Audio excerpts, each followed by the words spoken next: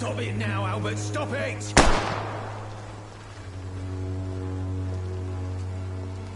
Me? I'll not die in some piss-stinking alley reeking worse than a week-old laddie.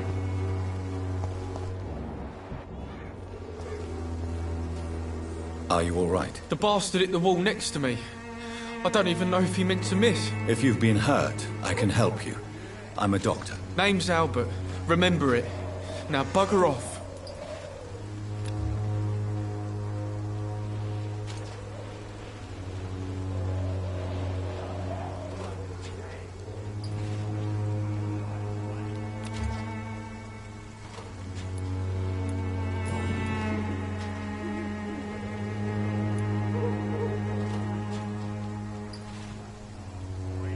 What happened? Did you really steal that man's medication? Hey, I didn't do anything, it ain't me.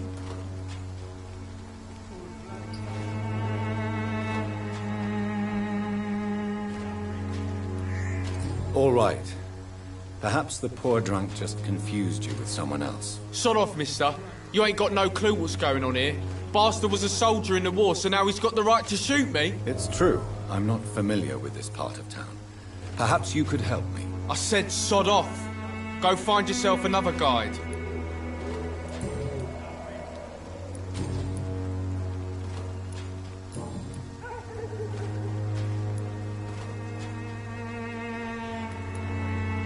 Do you know Nurse Dorothy Crane from the Pembroke Hospital?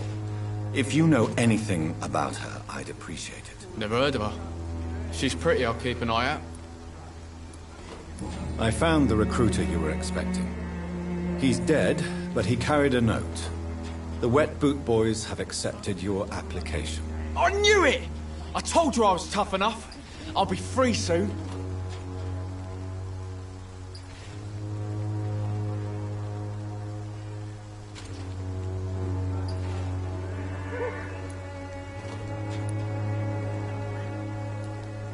You're being manipulated by these criminals. What's worse is that you're clever enough to know better. You're all fancy words, none of which concern me. Go worry about someone else. I'm fine and I've a future here.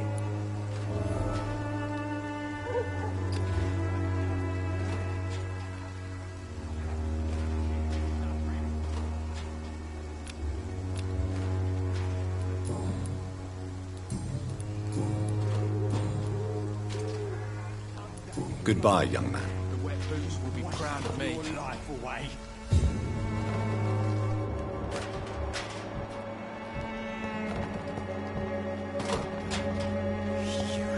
I won't end up another drunk arsehole living. Shooting a boy in the middle of the street. Not the best thing to do, wouldn't you say? What? You saw what happened? Who are you? I'm Dr. Reed, and I'd like to ask you a few questions, if you promise me to set your gun aside. No. Look, I'm not a violent man. I'm Benjamin Palmer, doctor. And no one can help me. Not even you.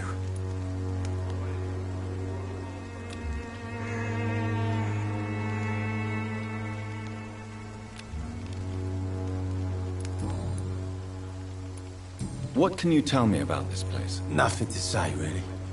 This is where I used to live, and this is where I live now. You don't have anywhere to go?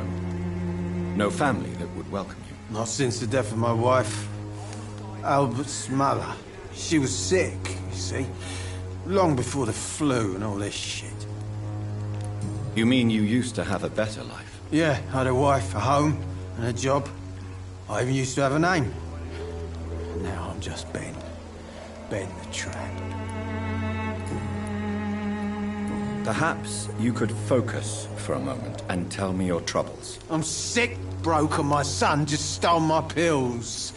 Everything's coming up roses.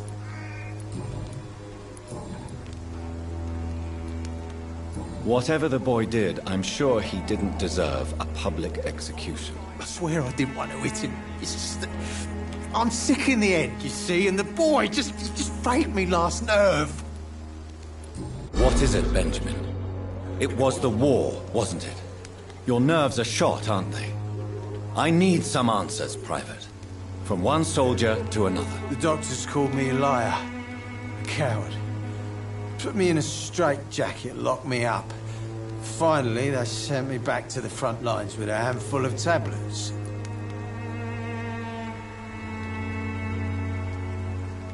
What about those we left behind, face down in the mud? You want to change places with them? You cannot waste your chance at life this way. It's not that simple. I wouldn't have expected you to understand. I don't even know why I spoke to you in the first place.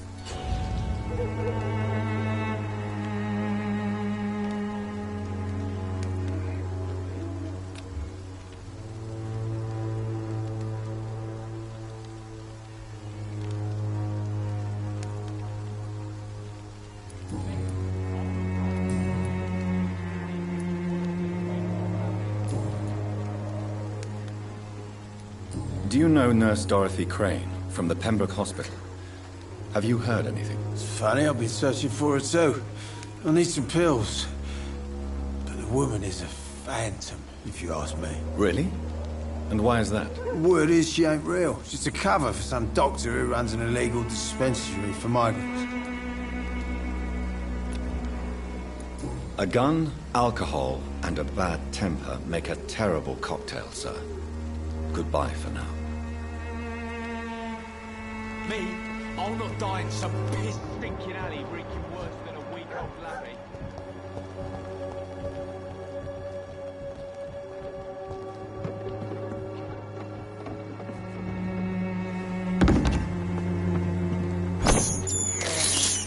I can't believe I'm doing this.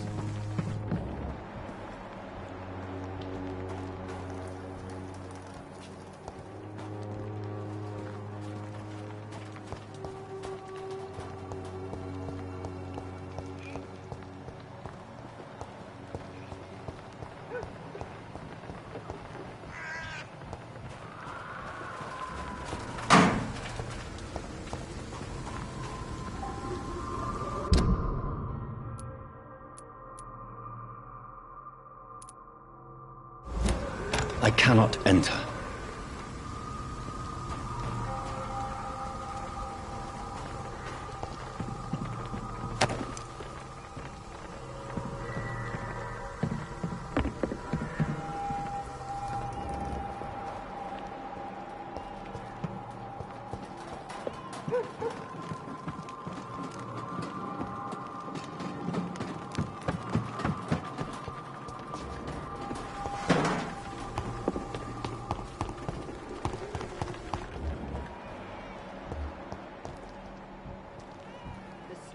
Cordial can be the answer to all your problems. As long as you have the money. Good evening, miss. Good evening, sir. Are you interested in a miraculous cure for this unknown and deadly epidemic? Actually, I am. Then you have come to the right place. The famous Swanborough cordial is all you need to help keep you in perfect health. Oh, really? Why didn't I hear about it during my studies? I'm Jonathan Reed, by the way. Dr. Jonathan Reed. Ah, my brother has spoken of your research, sir. I'm Loretta Swanborough, and it's always a pleasure to meet a fellow healer.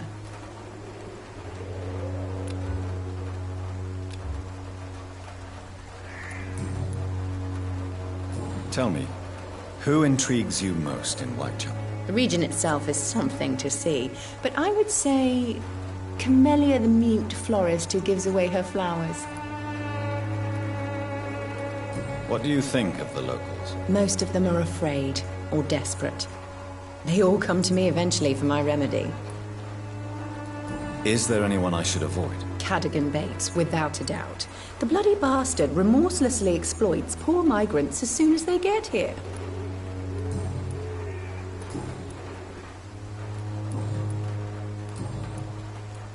Do you know Nurse Dorothy Crane from the Pembroke Hospital?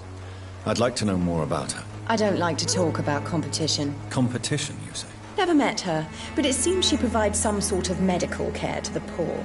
The whole thing has to be some sort of scam, if you ask me. I'd like to see what kind of medicine you're selling.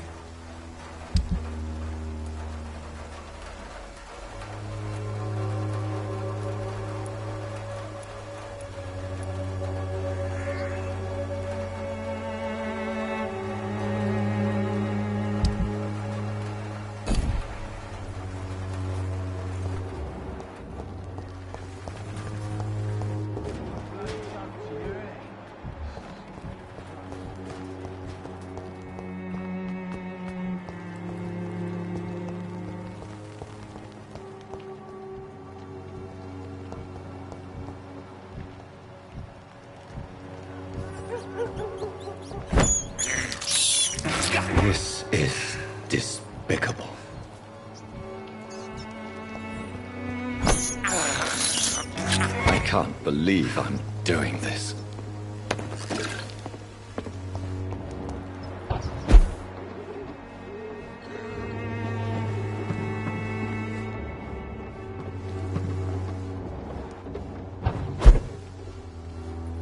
It's locked, all right.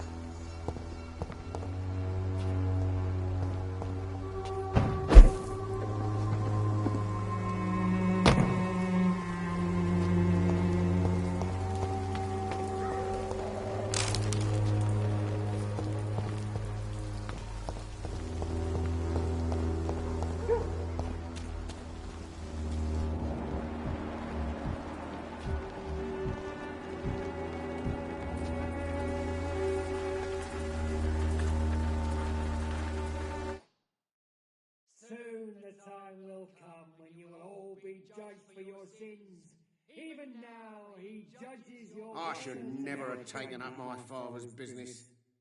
The wars of men should not be your main concern. Excuse me, sir. I have a few questions for you. Another journalist? I didn't answer the first one, so piss off! I'm not a journalist, I'm a doctor. A doctor, you say? It's quite a rare breed in this part of town. Really? But still, here I am. Dr. Jonathan Reed, at your service. I'm Joe Peterson to some, but Colossus Joe to most. And I don't remember asking for your service, sir.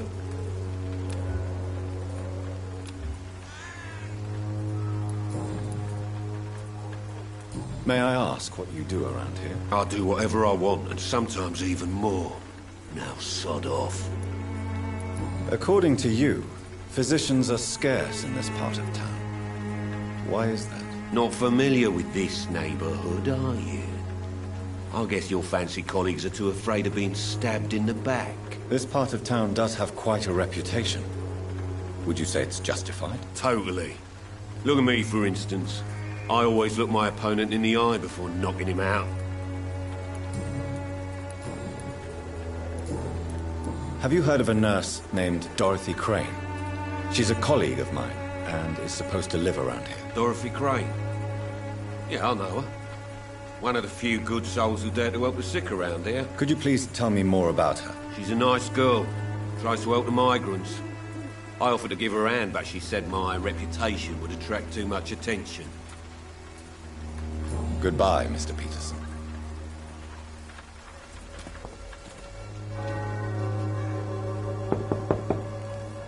Hello, young man.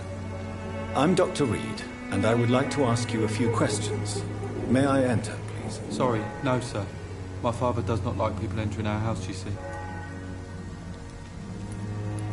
Your father is worried about you, boy. He asked me to look for you. So my father actually worries about me then? Okay then. Come on in. I'm Harry, by the way. Even my dreams are soaked with gloom.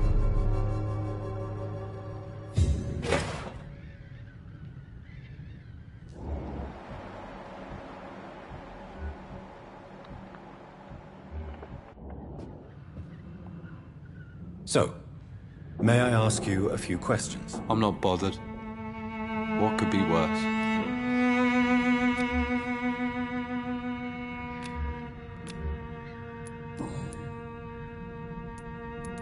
How do you feel? I'm fine. I mean, it's not easy every day, but I'm fine. I'm just tired of being sick all the time. If only I could be tough like... well, you know. Speaking of which, what can you tell me about your father? My father is an idiot who makes idiot things. That's all I have to say. Forgive my bluntness, young man, but you don't seem happy living in Whitechapel. Why should I? I never wanted to come here in the first place. It was my father's decision. And look around you. Does this look like a nice place to live?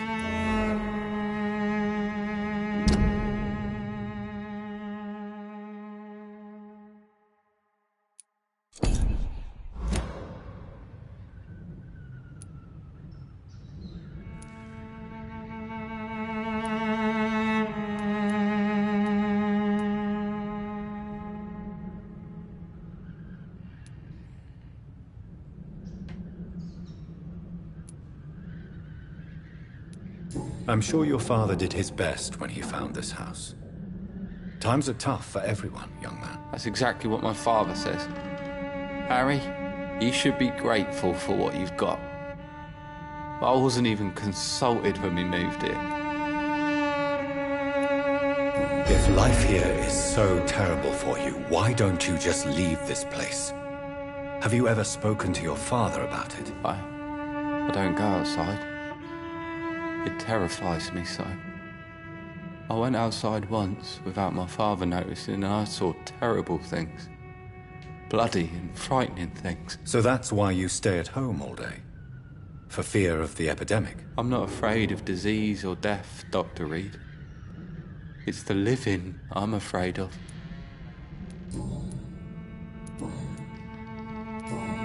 Do you need any medical help, young man? Yes, I do. I feel so tired. I don't know if it's the epidemic, but everything seems so hard. You'll feel better with this. But you need to get a grip, young man. Medication alone won't cure melancholia. I'm not sure I'm happy with the idea of living long in a world like this. But I thank you for your concern, sir.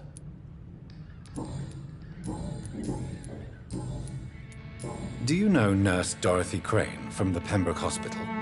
I'd like to know more about her. Yes, I know her. She came here to examine me when I was very sick. She said I should go out more. Goodbye, young man. Take care of yourself. Even my dreams are soaked with glue.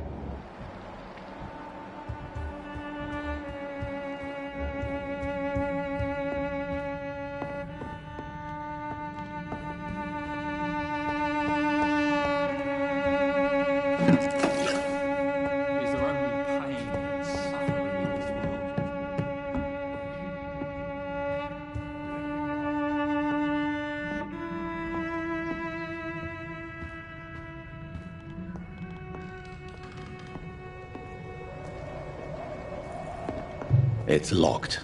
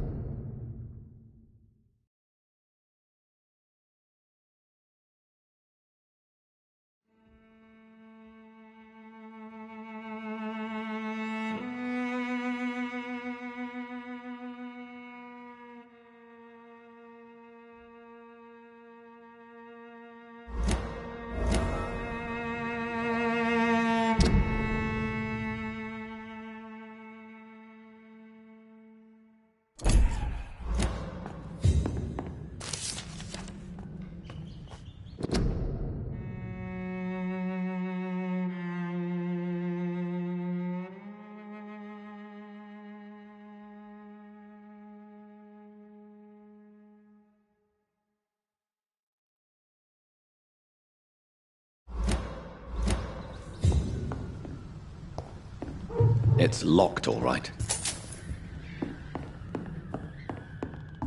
Even my dreams are soaked with glue.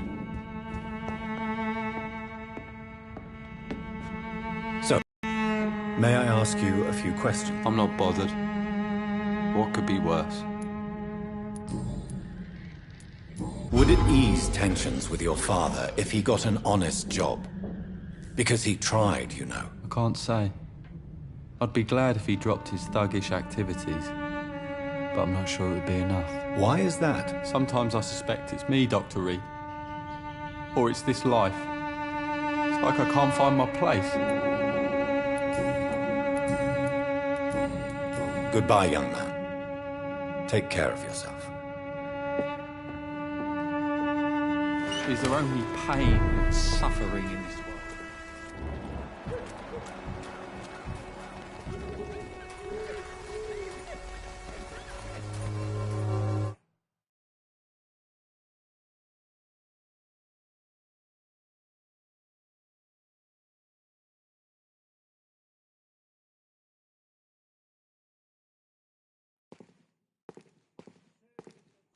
Welcome, sir. Please, take a browse of my wares. I'm Dr. Reed. I would like to ask you a few questions, if you don't mind. Doctor? Interesting. I'm Barrett Lewis. Usually I don't have time to waste with talk, but at this hour of the night I can hardly refuse.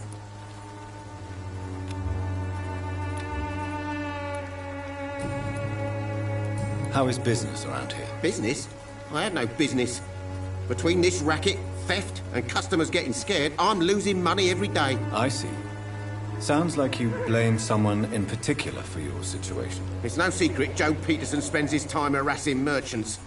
But with me, he's trying to put me out of business once and for all.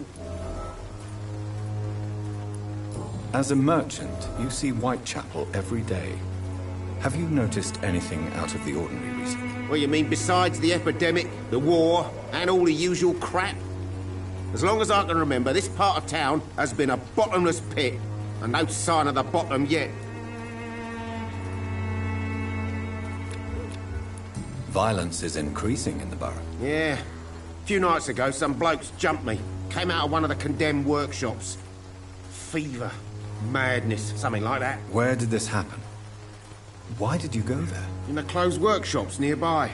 I worked there as an apprentice in better days. Now I only go to find trinkets or tools. Too bad I was mugged, though. There was good money in that little box of loot I lost. Have you been hurt? No, but that's only because I ran like hell. Those men were raving lunatics, I tell you. Not even able to speak anymore, just screaming.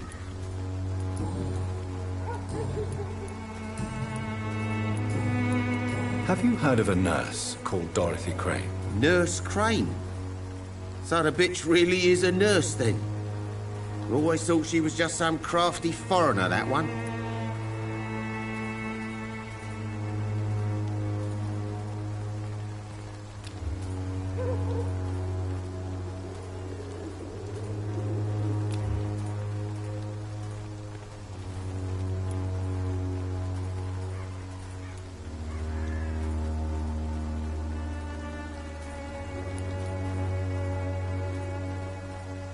Yes.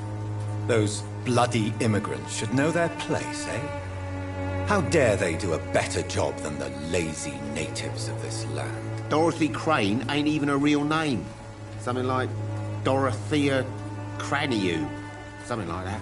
Came to England fleeing the war, I was told. That doesn't explain why she irritates you so much. Your precious Nurse Crane gives away medical supplies and prescriptions for free.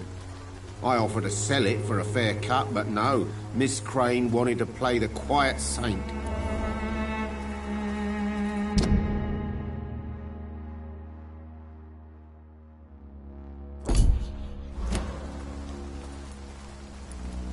Right then. Show me what you have.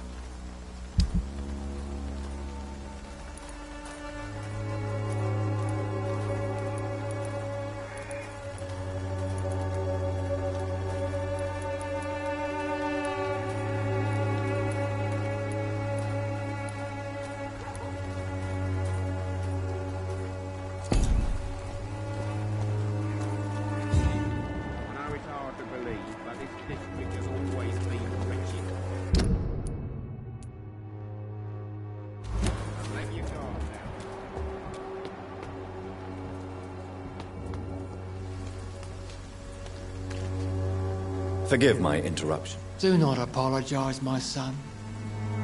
Father Tobias Whitaker is always happy to teach mortals about the incoming Armageddon. I am Dr. Jonathan Reed, and I just have a few questions. A scientist? You are much more lost than I thought, my son.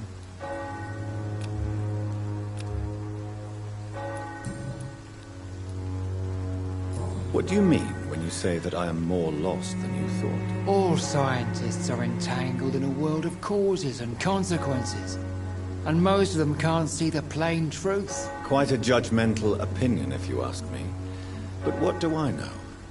Blinded by science as I am. But you are seeking answers, aren't you? Answers about the Armageddon about to strike the city. Answers about the hidden truth. Well, I suppose I can spare a few minutes listening to your so-called truth. As a doctor, you must be aware of the decimating epidemic. But let me tell you that this so-called Spanish flu is just the beginning of the end. What do you mean? The beast is finally revealing itself, corrupting the flesh and the heart of men. With my own eyes I have seen them, those minions from the abyss. Really? And what would be your answer to this biblical threat? We must fight the disease before this legion outnumbers us. But not with scalpels and microscopes. No. What is left then? Cleansing fire.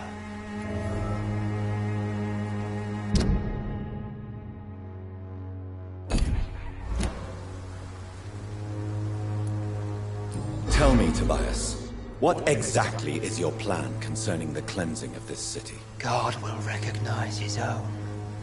More than once this city has risen from the ashes, hardened and purified by the flames.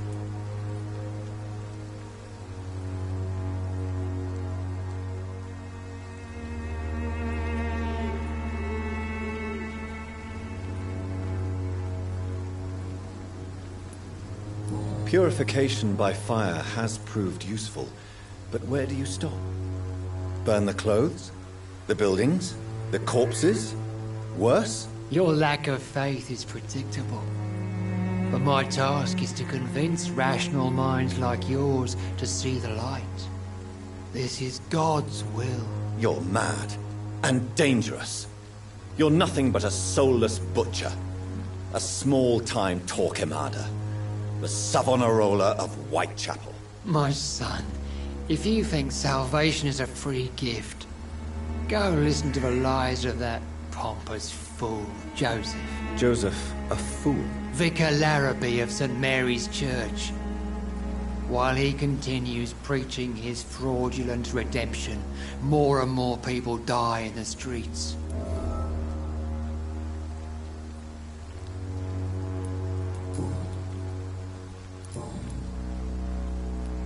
Have you any friends? Any family left in these terrible times? No. But I have a disciple I see as my son. He is so devoted. I sent him to preach the good word in the heart of this corrupted city. Where did you send him? I sent Samuel to the Stonebridge Cemetery, where the pestilence and evil grows night after night. You sent him on some preaching crusade during the epidemic. As a true believer, Samuel will fear no evil while he walks through the valley of the shadow of death.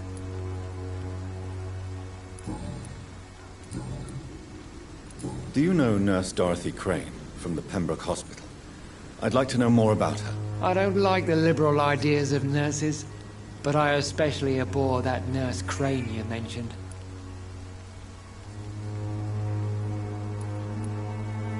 So, you're not exactly a fan of Florence Nightingale's work.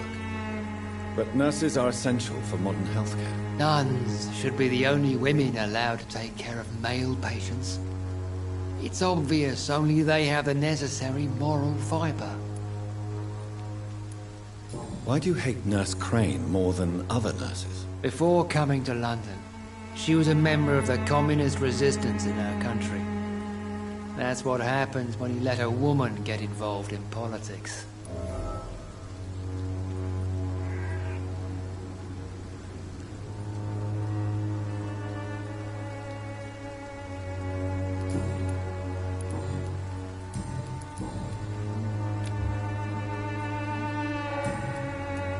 I have heard enough for tonight. Goodbye.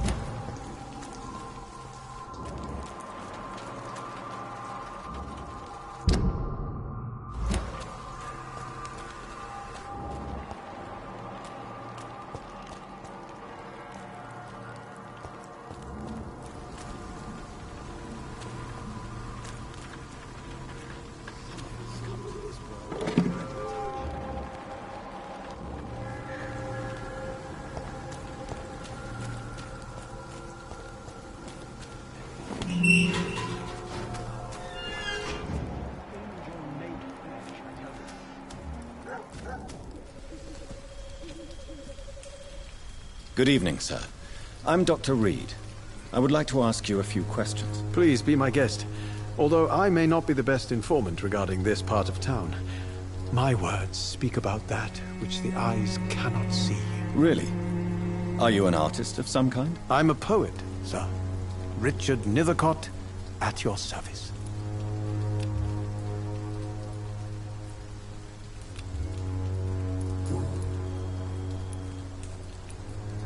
Are you aware that your life could be in danger in this part of town? But this is where I must be to feel the real beat of the city. I had to come, see it for myself, alone.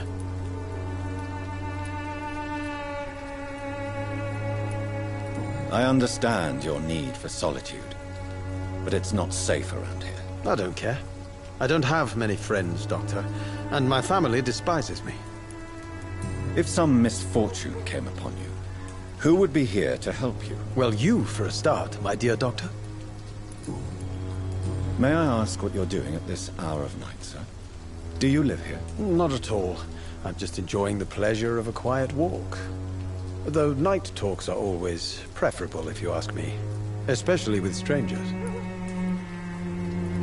But are you not afraid of the epidemic? Oh, why should I? I see some equity in the Spanish flu.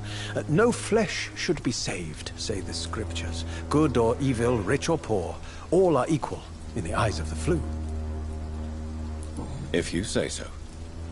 But as a physician in a time of epidemic, I must caution you to avoid unnecessary exposure, sir. Thank you, Doctor. But we both know the seeker of truth has to go boldly where the weak dare not. What are your thoughts on the terrible situation in this city? Terrible, you say? No. Of course, the death of so many innocents is a tragedy. But the scourge has not been all bad for the city. Oh, no, sir. What are you talking about? Do you remember London before the flu? Noisy, cacophonic, quiet nowhere to be found. And now, listen to this oddly peaceful silence.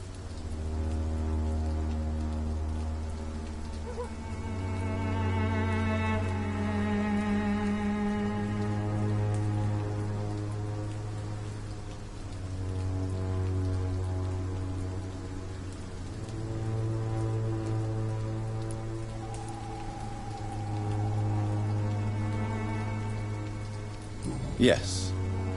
The enjoyable silence of the grave. You have a unique perspective on the situation, I must admit. Most people fail to understand my perspective. I don't blame them. But how could I call myself a poet if I veiled my feelings?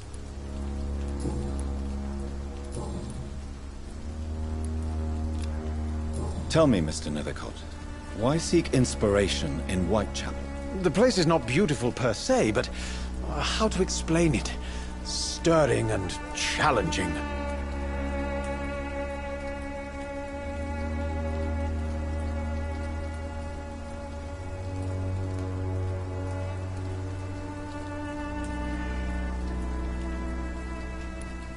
Do you not think it a little morbid? On the contrary, sir. Whitechapel is full of life, full of beauty. Just like my dear muse, the wonderful Camellia. What can you tell me about Camellia? Not much. And that's the beauty of it. She can't speak, you know.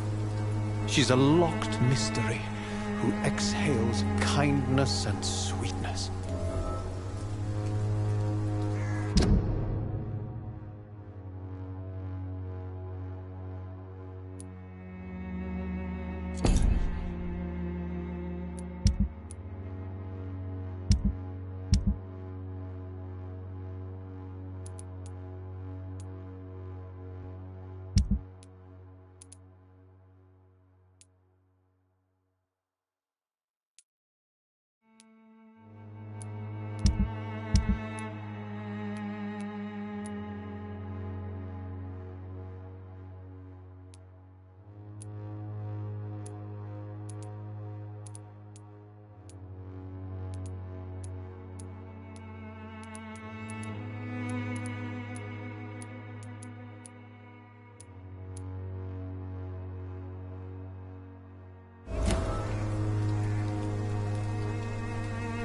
Perhaps you're just afraid to find out the truth about your muse. One day, perhaps, I'll ask her to come with me. But will she still be my wild flower of Whitechapel if she moves uptown? And have you ever tried to learn more about her? Where she lives? How she survives? Whom she may know? Maybe I prefer she remains an enigma. Reality can be so dull, don't you think?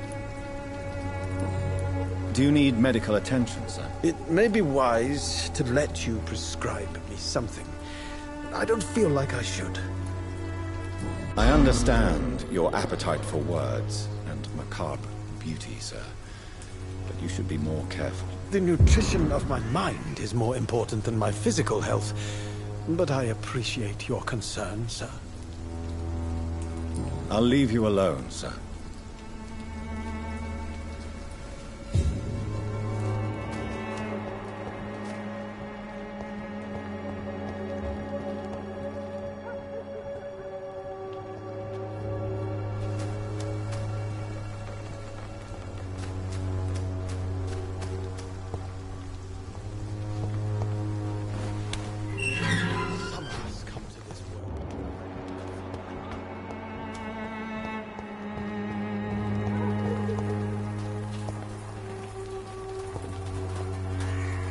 Good evening, miss.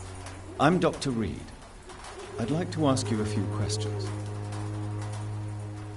I know what you're thinking. A tall stranger who meets a girl in the street at night. It reeks of the penny dreadfuls. But I mean you no harm, truly.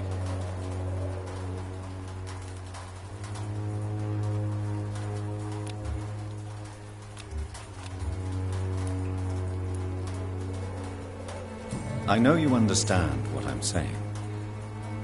Your silence has nothing to do with you being mute, does it?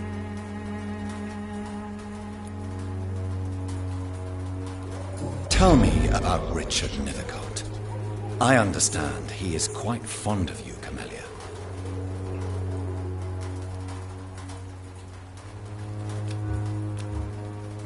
You don't seem to need my medical attention for now. Very well. Goodbye, then.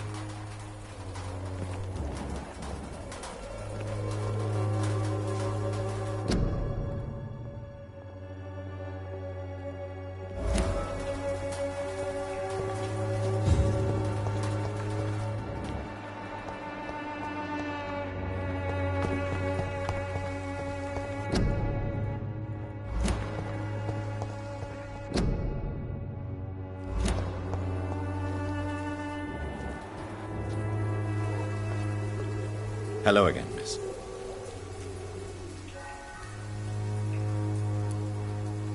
Camellia, I know you work for Dorothy Crane. Please tell me about her secret dispensary. A stubborn and mute comrade. Nurse Crane and Darius Petrescu have been clever.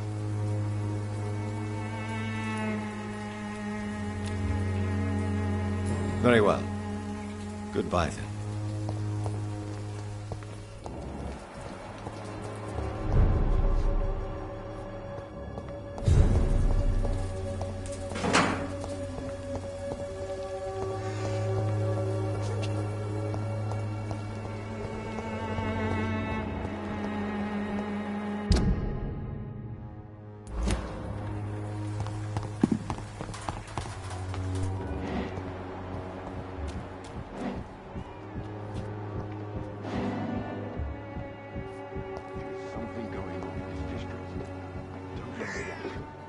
I cannot enter.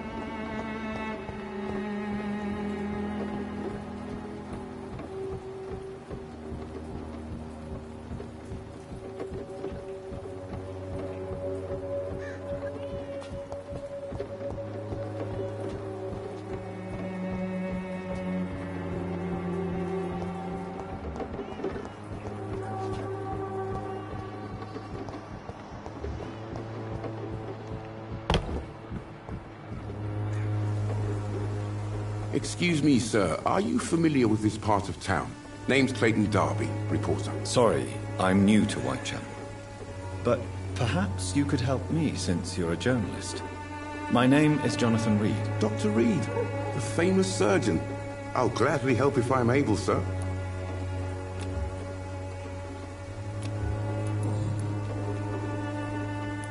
What is a journalist doing in this borough after sunset? He goes where none of his colleagues would dare to go, to inform the country. So you risk your life to reveal the truth. I saw many reporters do the same during the war. Whitechapel is the crucible of so many untold stories and tragedies. I want people to know them.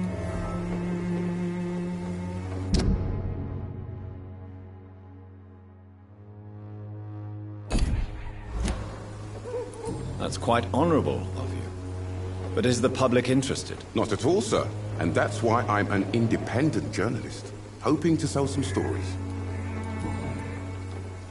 Why are the newspapers keeping silent about the Spanish influenza? It's as though none of you care. There's a war going on.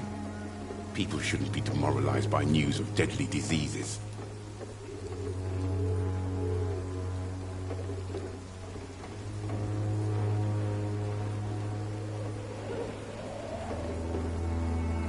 It's a disgrace. People are left to die alone. No one is properly informed of the risks. These are bad times indeed. So much for the glorious British Empire.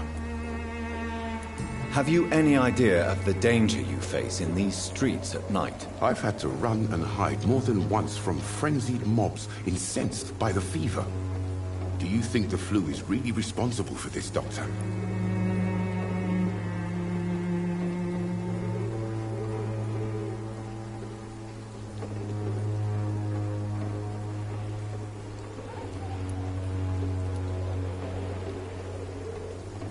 I'm convinced there is more at work here than a simple epidemic. Really? To be honest, I could say the same. Some of the sick I saw or heard of. My God, what happened to them?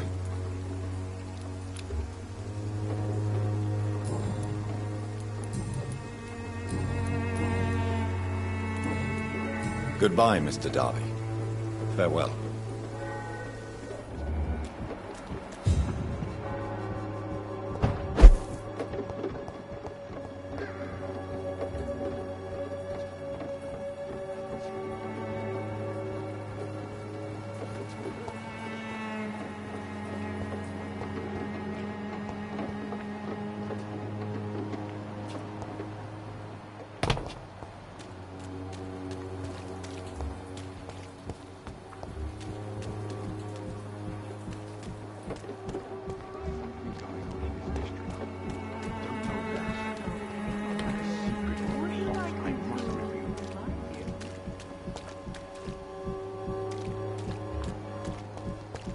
Pay me a glass and I'll be gentle. Pay me a bottle and I'll be nasty.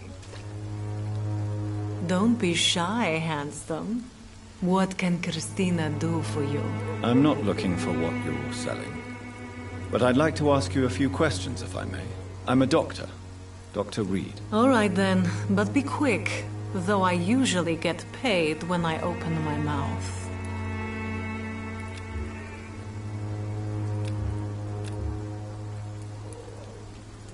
Do you know Nurse Dorothy Crane from the Pembroke Hospital? Anything you can tell me about her would be helpful. I don't know her, but I know her name is Dorothea Crăciunescu. She came from Romania like me and many others. You seem to respect her. Dorothea helps the sick people of Whitechapel. Everyone should respect that.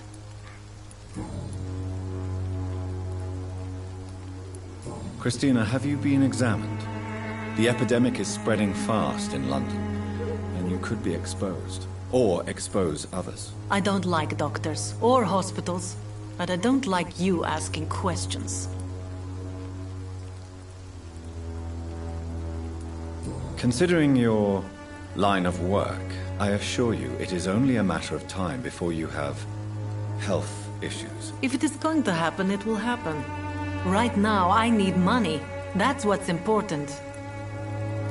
You can put your own life in danger, that's your decision. But what about your clients? If you're contaminated, you will put them in danger too. And you think that would worry me? If you knew the men I deal with, their health would not be what you'd worry about. Clayton Darby claims he will expose the crisis in Whitechapel to all of London. Do you believe him? I believe Clayton's courage will erode with time, until he finally leaves Whitechapel to start another fight somewhere else. Why this skepticism? How can you speak about starvation if you've never been hungry? Or about poverty? Or anything else you have never suffered from? Are you talking from experience? I've seen your type come here to get a good fuck in a cheap room or a dark alley before going back to their fancy houses in the West End.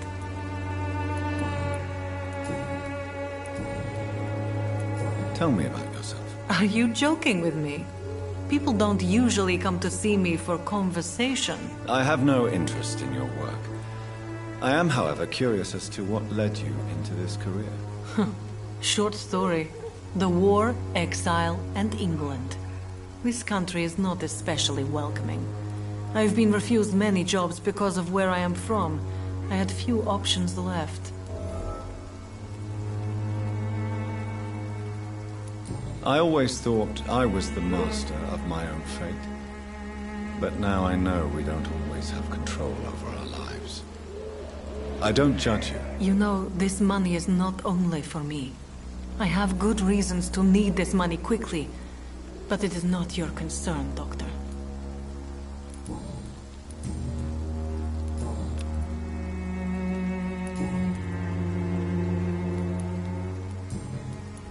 Goodbye, miss. Take care of yourself as best you can.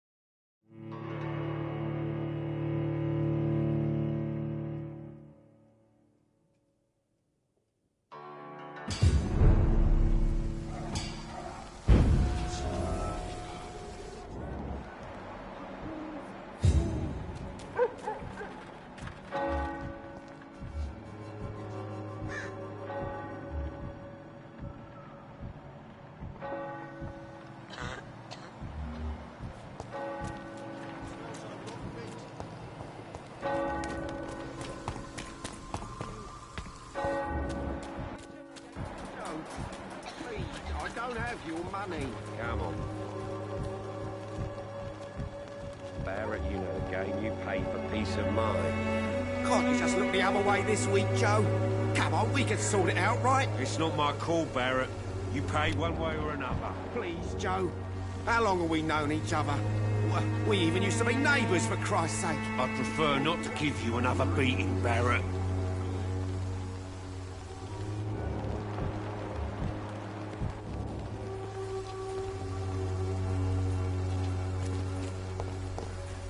I should never... You again? What do you want this time? How did you become the local bully everyone is afraid of, Joe? There's no pride in roughing up poor bastards. But this is the only job I've found. And it pays well, too. A job? So you're racketeering for someone else? I got enlisted by the Wet Boot Boys, a gang from the docks. I'm their muscle for their dirty work.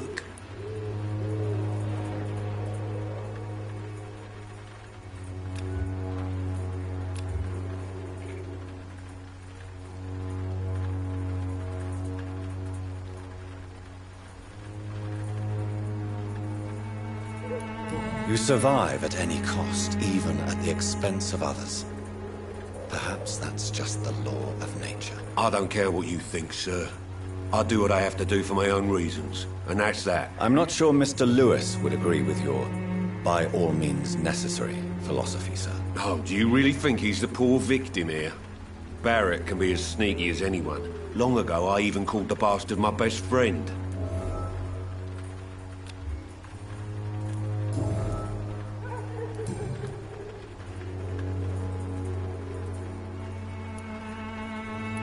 Why do you keep on working for the gang, Joe? You know it doesn't suit you. It's true, I hate this job. And I know I made some bad choices, but I'm a wet boot boy now, and people won't forget it. You could leave tomorrow. Start another life in another town. That's easy for you to say, Doctor. We are poor. My son's weak, and there's no way he'll endure another disappointment. Harry doesn't seem happy living in Whitechapel. Why did you make him come here? I've always put my son's interests above everything else, whatever he may think. Our house is small but affordable. The walls are thin, but the door is solid. You really love your son, don't you, Mr. Peterson? He's my pride and joy. Even if he hates me for the choices I make and pushes me buttons more than he should. Do you have any regrets? Only one. Not to have my beloved wife by my side. She died when Harry was little. My sweet Jane. She gave the boy confidence. Since the criminal nature of your job means you could be arrested, are you not afraid of what would happen to your boy if you were? No one will ever take my son away from me. If that ever occurred, I'd hunt the bastard down and rip off his head with my bare hands.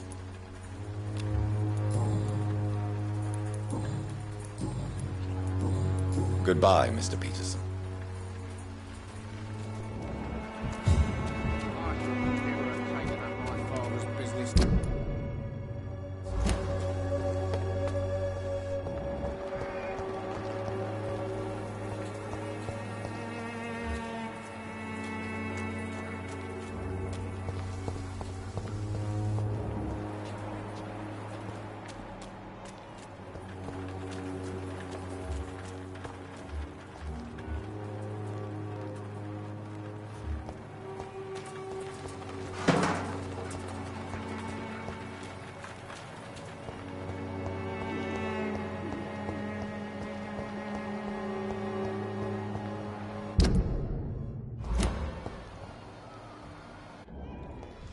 Turn around, sir.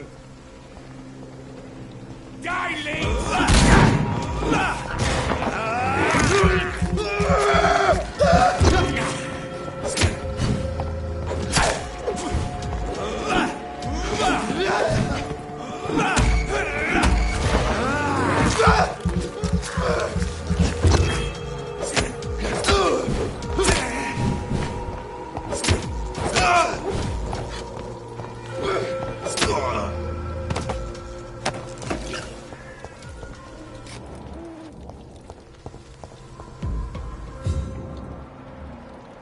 Ain't safe here for a gentleman. Last warning.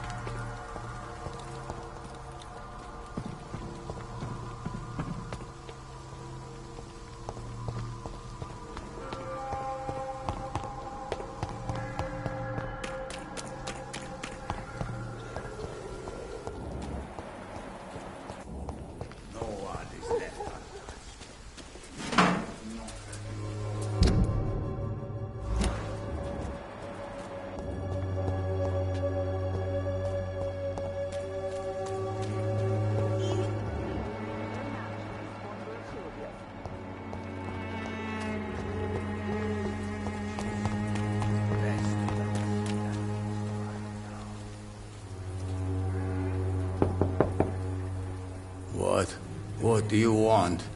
Leave me alone. Good evening, sir. I'm Dr. Reed. I'm looking for Nurse Dorothy Crane. There is no Dorothy Crane here. Now, goodbye. I'm afraid this medical leaflet says the opposite, sir. Really? Well, I'm afraid I'm going to close this door right now. Go bother someone else, Mr. Doctor. To enter that house, I must discover who this man really is. Maybe I could start by observing what he's up to.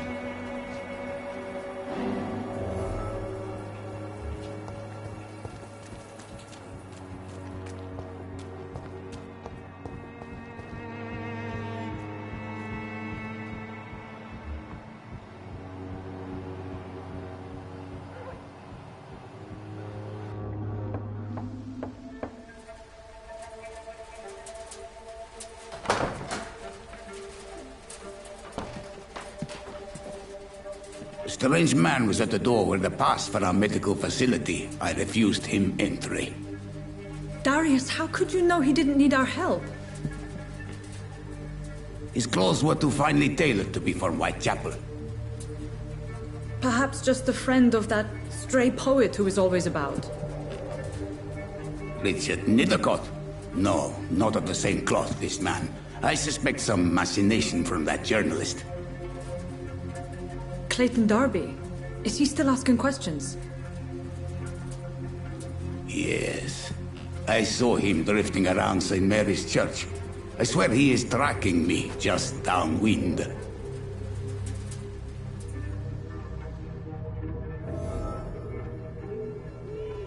I must talk to that journalist or the poet. They must know about Darius. Nearby the church they just mentioned.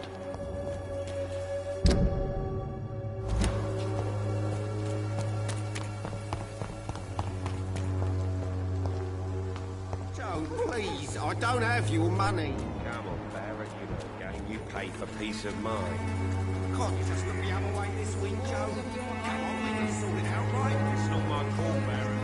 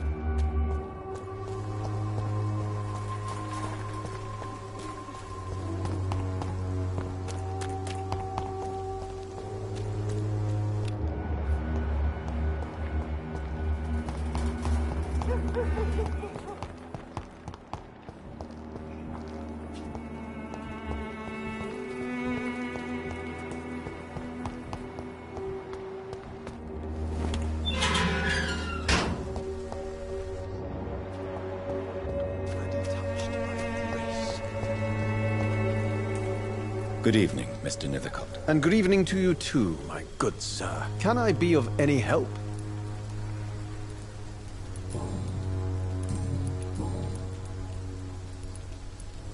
Did you know the mute florist is a member of a secret society? No, I didn't. But I thank you for this information, sir. For it only enriches the mystery surrounding the precious camellia. Are you not curious? Is there not more you wish to know? That girl has not an ounce of malice in her. Whatever she may be hiding, it's certain to be for the benefit of most, if not all. I fear you are a hopeless romantic, Mr. Nithercott. Guilty as charged, Dr. Reed.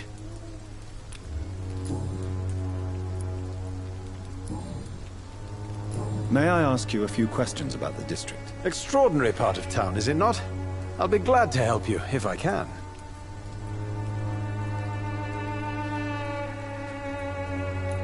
I'm looking for Dorothy Crane, a nurse who lives in this vicinity. Dorothy Crane. Oh, I love the name. The Crane of Whitechapel. Sounds very mysterious. But, sorry, no, never heard of her. What can you tell me about an old man called Darius? Darius Petrescu? Yes, I know him. At first, I thought he was only a small publisher. I invited him to publish my work, but his reaction was pretty clear. Not interested in your talent? Darius is an old political activist who takes delight in printing tracts and lampoons. Those communist activities only require mediocre writing skills.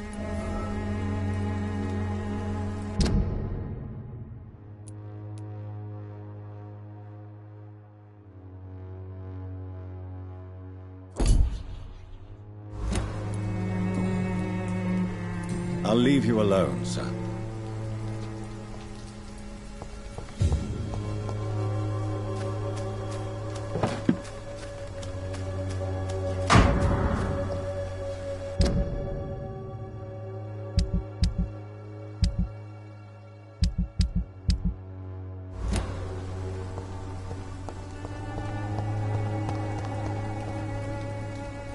Good evening, Mr. Nithercott. And good evening to you too, my good sir. Can I be of any help?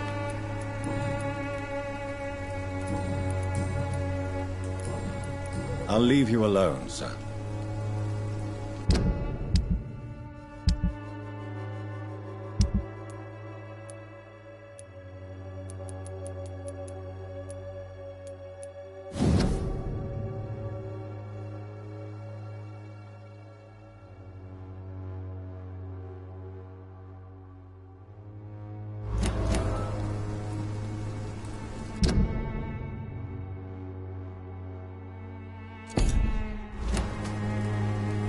Good evening, Mr. Nithercott. And good evening to you too, my good sir. Can I be of any help? You don't really make a living from your scribblings, do you, Richard? No, sir, I don't. I work so hard. I put all my time, my energy, my devotion into the precise carving of words.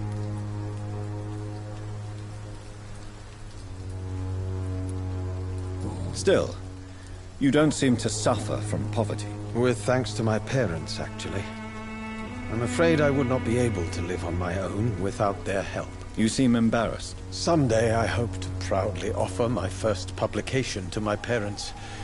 Until that day, I'll remain the failure of a son they have to support.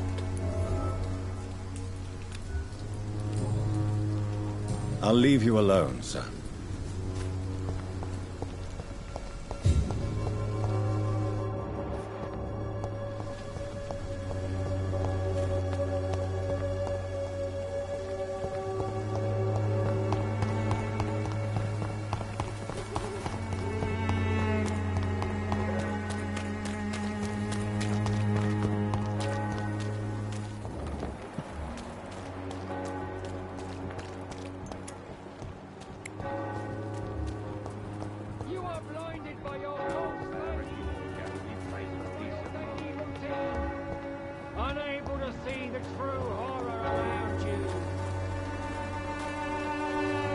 Good evening, Doctor. Can I help you?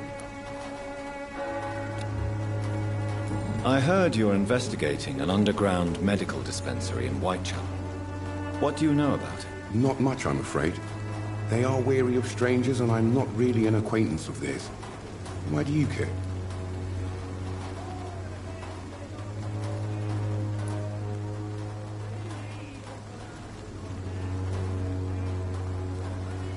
I'm afraid one of the nurses from the Pembroke Hospital may be involved with unsavory activities. Ah, could it be Dorothy Crane? Without a doubt, you are a damn fine journalist, Mr. Darby.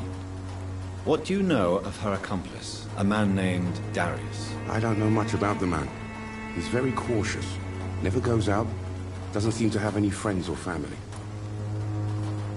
He has no relatives at all? No. Except for that strange man, a poet named Richard Nethercott, who sometimes comes by. Darius would never let him in. Where can I find this Mr. Nethercott? He spends most of his time lurking around Whitechapel, talking to himself or declaring verses. These days, you can usually find him behind the church. He never goes out? No. A few days ago, he unexpectedly did. I followed him, but it was just a ruse to keep me away from his house. Really? How do you know? He went to the nearest mailbox, but just before posting his letter, he ripped it up and threw it away.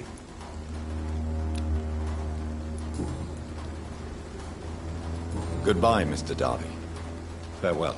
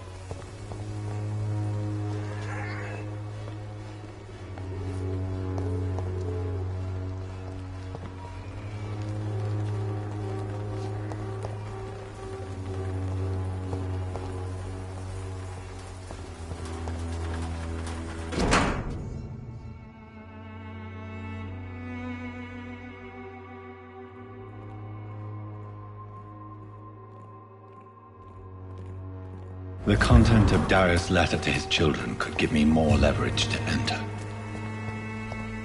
Darius is a bit less of a mystery now. It should not be that difficult to incite him to let me in.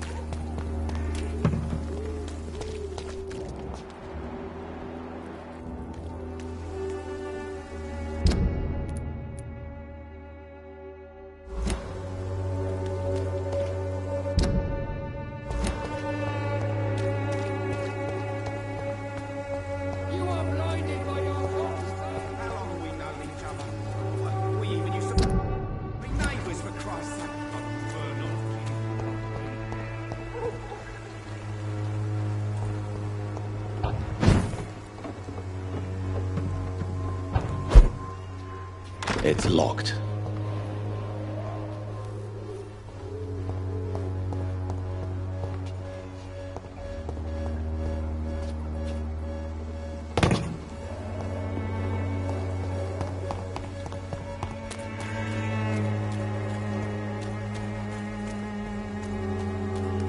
I should never have taken up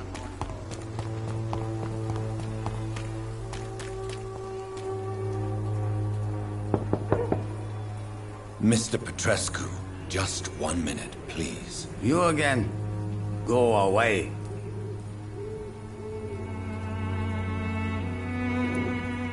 Sir, wait. Stop this nonsense. I know Nurse Crane is here. Shall we speak man to man, you and I? All right. Speak up. Don't you see we're on the same side? We fight to help the poor, sick, and abandoned. I'm nothing like you, Mr. Doctor. Yes, you are. You too believe in providing medical care without charge. You know what we have to sacrifice to make the world a better place. I have to admit your words have conviction. All right, I'll let you see Dorothea. Don't make me regret this, though.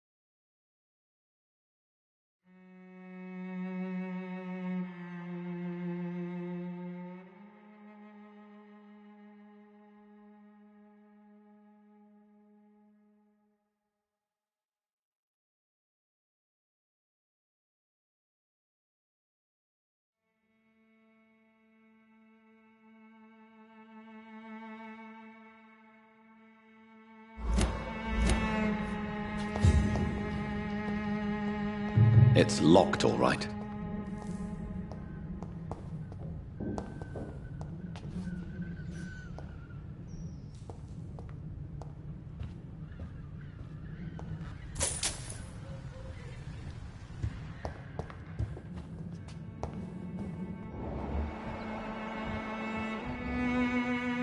If you want to talk to Dorothea, you must go across the courtyard and take the stairs. We've not been formally introduced. May I ask your name and occupation, sir? I am Darius Petrescu. I'm here to keep snitches and spies away from Dorothea. And I also run this little print shop.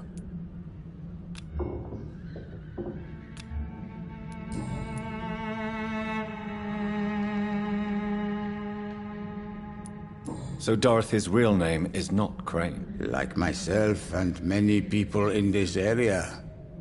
Dorothea is from occupied Romania. That's all you need to know. She seems important to the community. More than you can imagine. The West End does not want to hear of Whitechapel's misery. Dorothea is one of the few doing something about it. Did you refuse to publish Richard Nethercott's previous works, Darius? Yes. His manuscript is as pompous as he is starched. Now there's a man who loves the sound of his own voice. You could have told him so. As a great writer recently said, politeness is the most acceptable hypocrisy. Tell me everything you know about Camellia, the mute florist. I do not believe in the afterlife, Doctor, but I'm almost convinced Camellia is an angel. She volunteered to give out our medical leaflets. Are you not worried for her safety? She is as brave as she is tough, and clever too. If only I had met her when I was younger. Are you in love with Camellia, Mr. Petrescu? Don't be stupid. If I had met her when I was younger, we could have won our revolution. Who is she, really? Do you know where she's from? She's not from around here, that's all we know.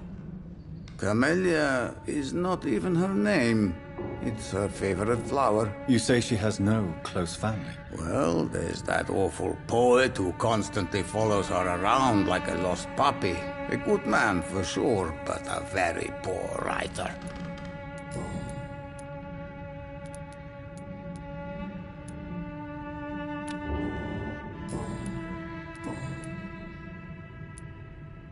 I know you fought for your country when it was occupied, Darius. Tell me more about it. I know my days are numbered, and I know I won't see my homeland again.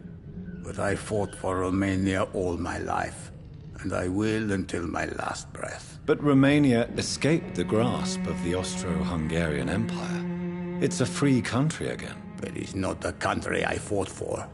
My homeland is not appeased, Doctor. And I still see a dark future ahead for my people.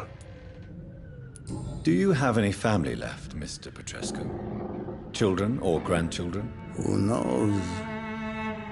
I have abandoned my people for so long, they might as well be dead. As dead as I am for them, I suppose. Don't be embarrassed, sir.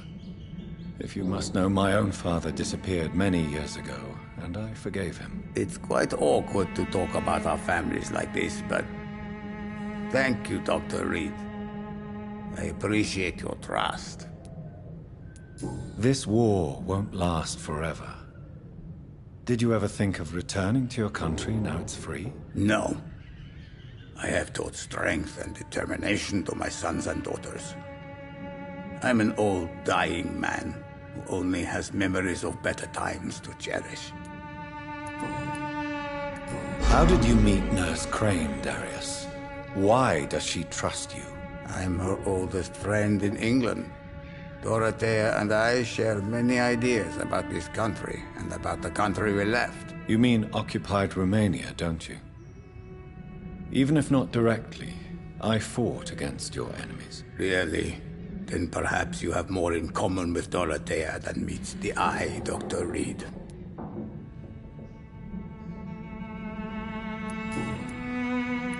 Goodbye, Mr. Petrescu.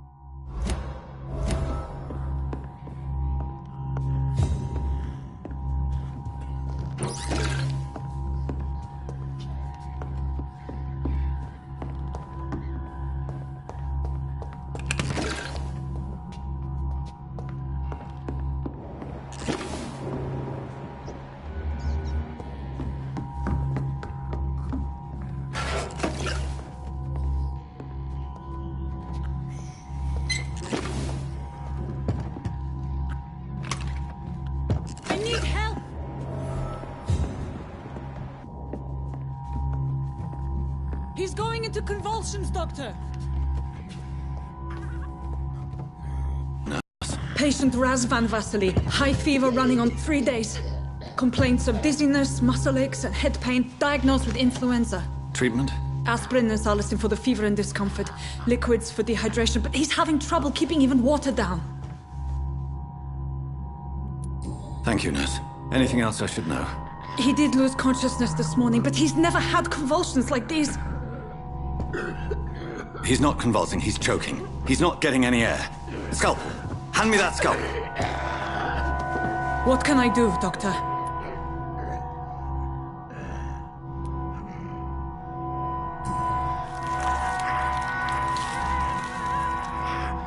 I need to perform a tracheostomy. Short pipe. That rubber tube will do. We're going to cut a passage for air through the neck. Yes, Doctor.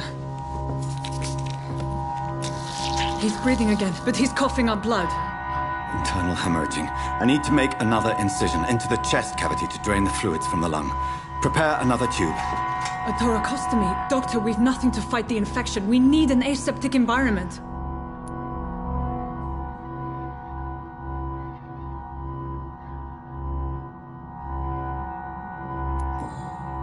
Right then, Nurse Crane.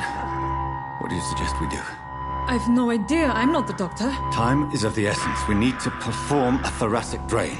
Yes, Doctor.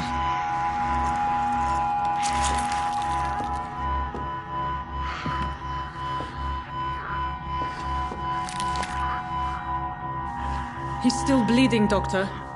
I'm losing his pulse. The drain must have punctured the intercostal artery. There's too much blood. Are you all right, Doctor? I can't see.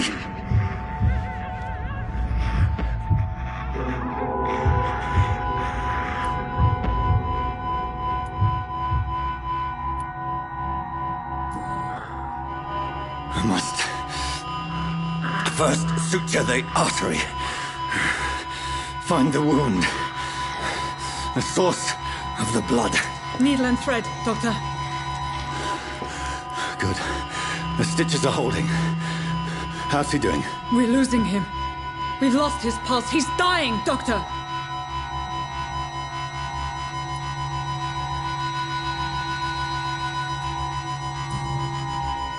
Cardiac massage, now. Cardiac... What? Are you making this up as you go along?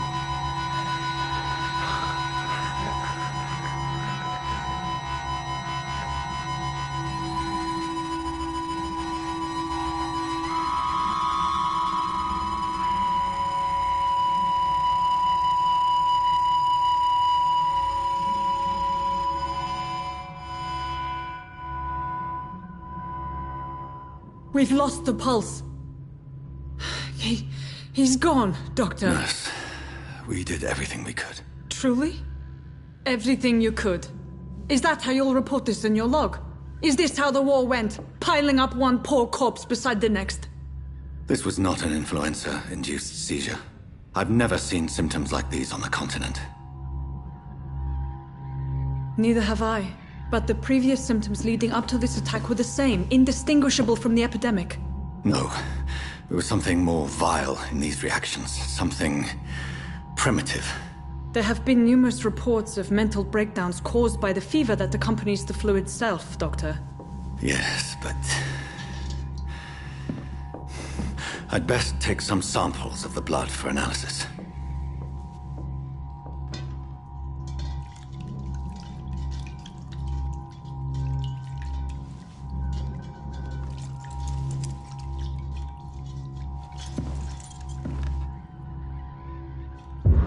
I doubt you're here to test my bedside manners.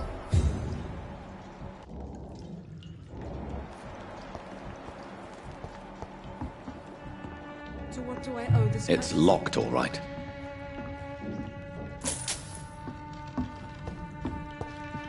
This is an unfitting place for the illustrious Dr. Reed. You shouldn't be here.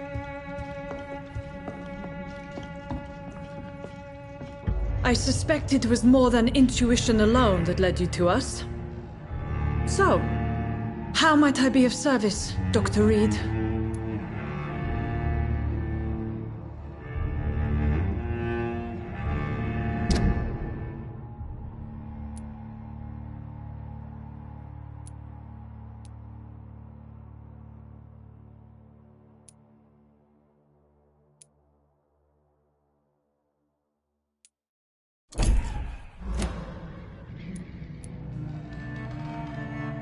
The risks you've taken for your friends in Whitechapel are criminal, and you can pay dearly for them.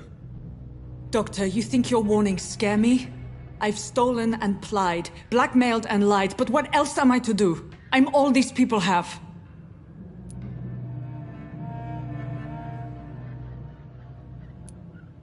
Dr. Swansea is a sensible and honest man. He wouldn't have refused your friend's care at Pembroke. It's easy for you to say, Doctor. These people cannot go to the police, nor to the hospital. They don't even speak English. They depend on me for everything. But why Lady Ashbury?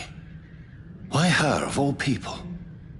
She's pristine and proper, all right. But that she-wolf in sheep's clothing murders the poor for sport. I have her where she belongs, and I'll milk her for all she's got.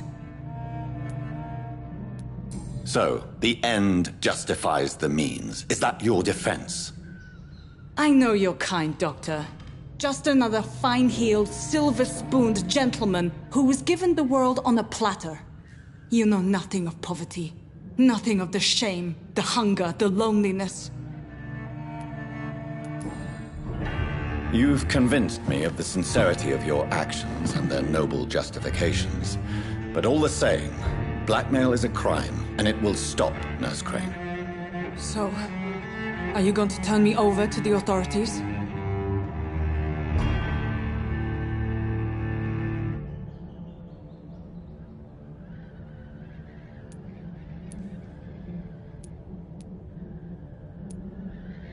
Listen very carefully, Dorothy.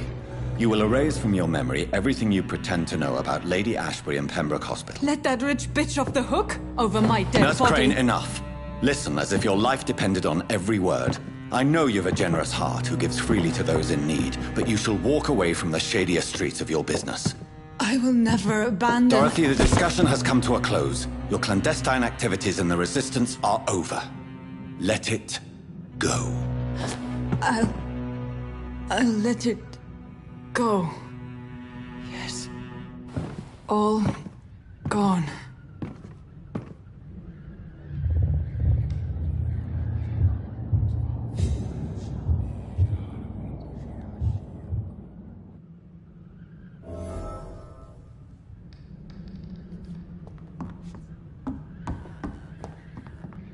It's locked.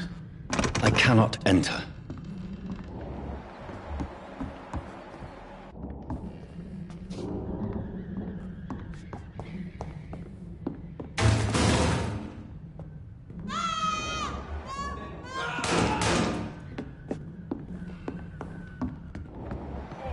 This one stinks already.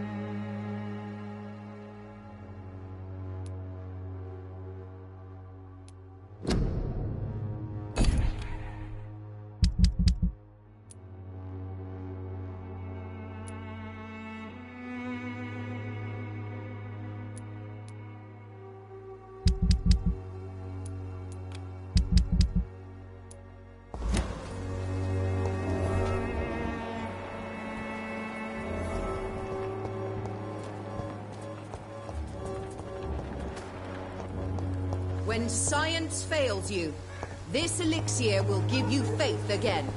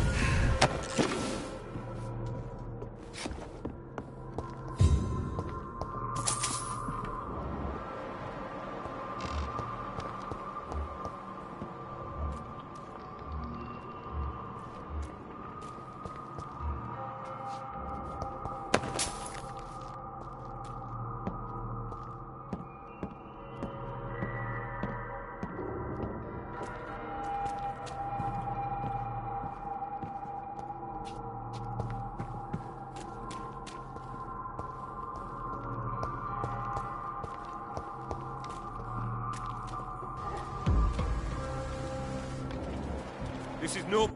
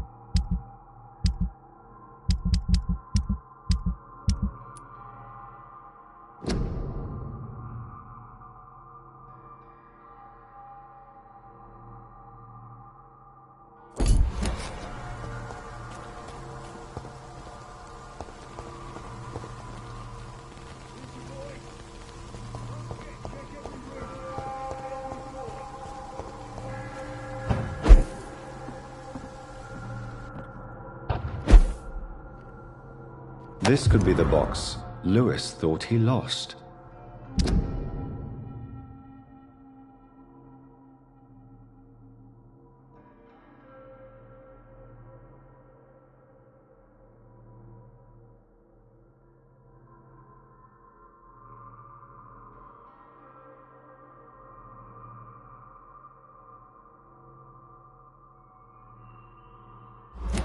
A love letter from Joe Peterson's wife, addressed to Barrett Lewis.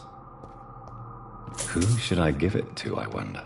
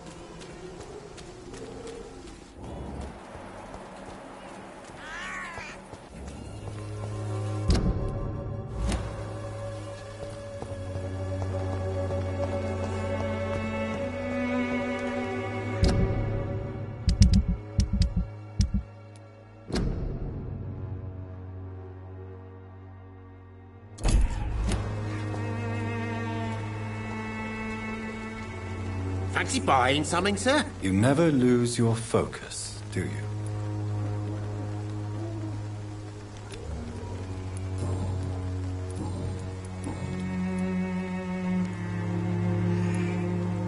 What do you know of Harry Peterson?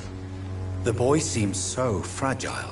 Not like his father at all. Harry's a good boy, but he spends most of his time complaining. He's had it tough, all right, but he needs to grow a pair. What troubles him exactly? Well, despite being his father's son, almost everything, I think. He never wanted to come to Whitechapel in the first place. Hates this place more than most of us. Joe Peterson. He's the villain here, isn't he? But you seem to know each other. I'd known Joe for years. I saw him box once or twice. He was a friend then. But these days, he's just another thug. What can you tell me about Mr. Peterson? Besides his behavior toward you, obviously. Colossus Joe was a decent boxer, good one even. But after his wife passed away, he found every excuse to stop training. Just wanted to pick fights with everyone.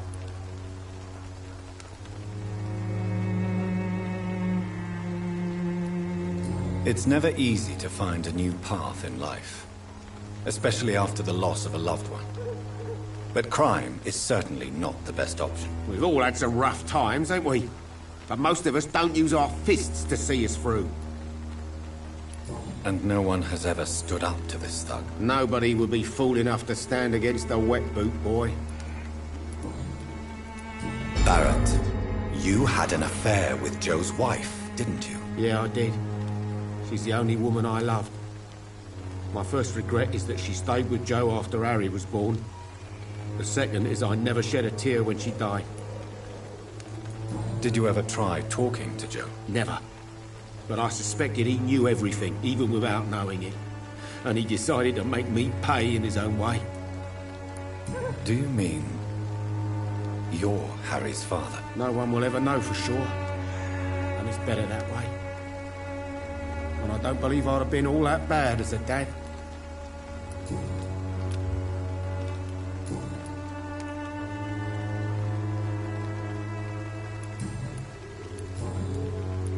I found this box in an abandoned building nearby. I believe it belongs to you. Let's have a look. Yeah, this is mine. So, you faced those loons that roam around there. Extraordinary. I suppose I was lucky. Luck is a commodity round here.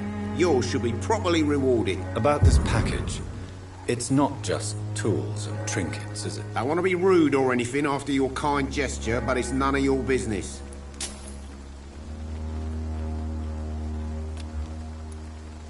Goodbye for now, Mr. Lewis.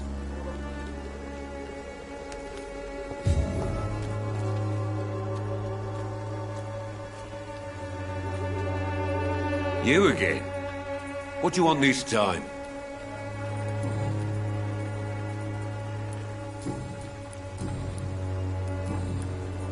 Goodbye, Mr. Peterson.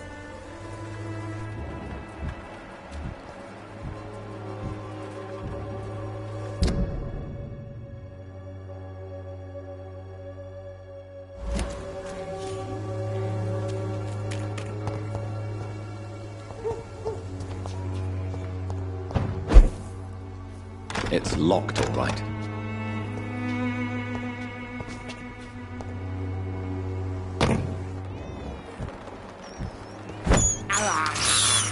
I have this thirst for blood.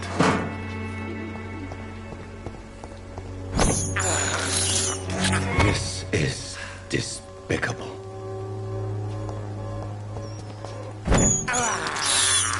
I can't believe I'm doing this.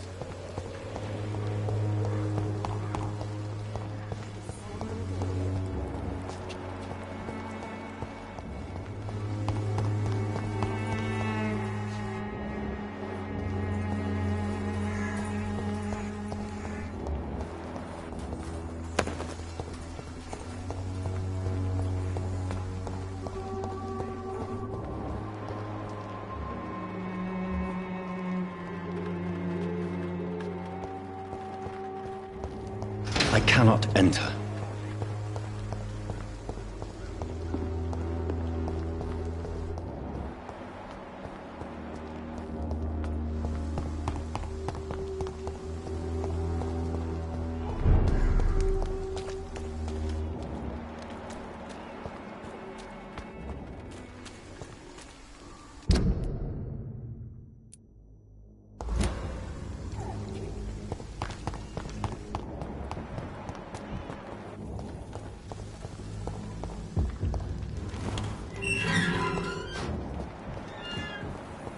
Human blood. Whoever left these marks did so deliberately.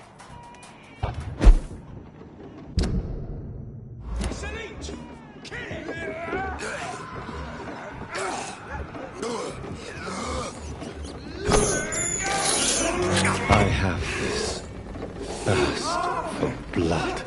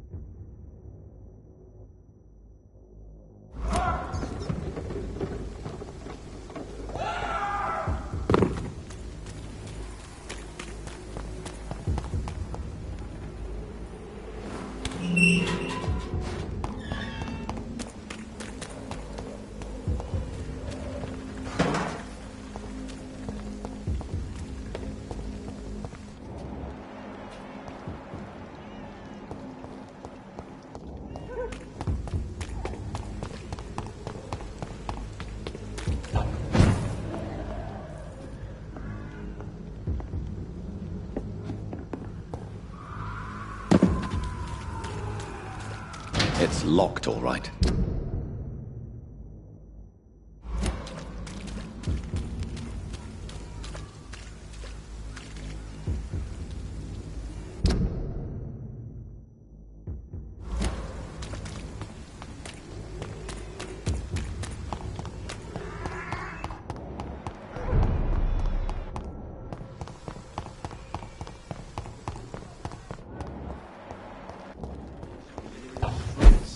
Not me.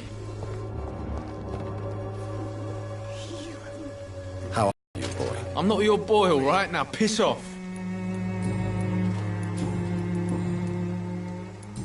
Do you need assistance? Please. Feeling tired these days. There you go. Let's hope nobody steals it from you. Very funny. Goodbye, young man. Me? I'll not die in some piss-stinking alley drinking worse than a week-old lamb. Wasted your life away. Good evening, Benjamin. Can I help you? I'm afraid not, Mr. Reed.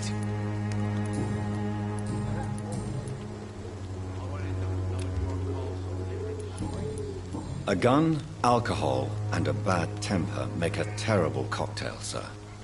Goodbye for now. When science fails you, this elixir will give you faith again.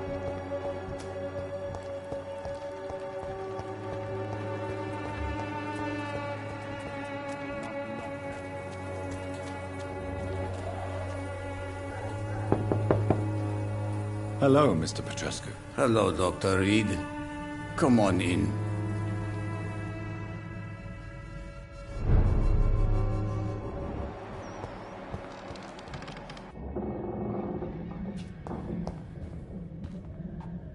Yes?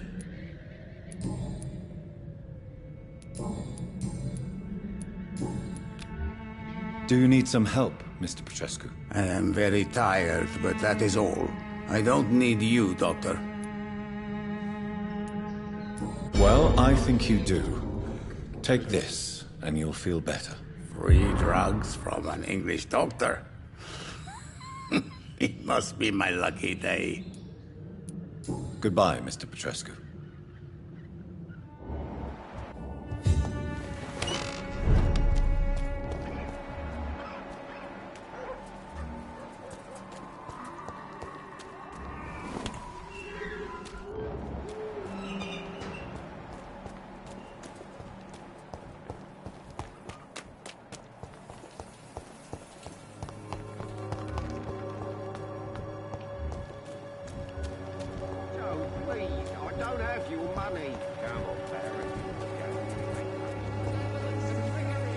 Good evening, Christina. Change your mind, Mr. Reed? Do you need any assistance, Miss Popper? It depends on the price of your medicine.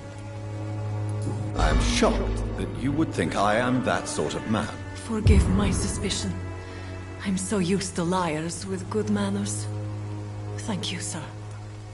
Goodbye, miss. Take care of yourself as best you can.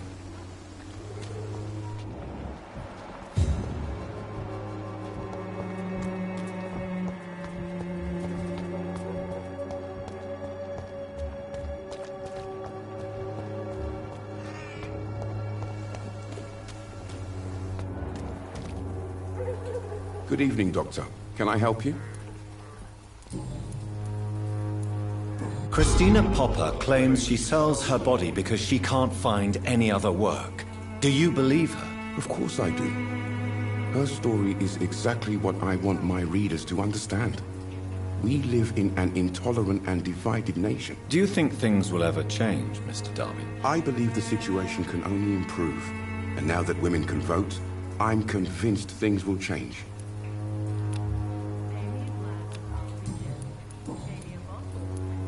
Do you need assistance? That would be nice of you, Doctor. Who knows what I may have caught during my investigation. If you persist in investigating the most pox-ridden boroughs of London, you must accept the risks. Thank you, sir. Goodbye, Mr. Darby. Farewell.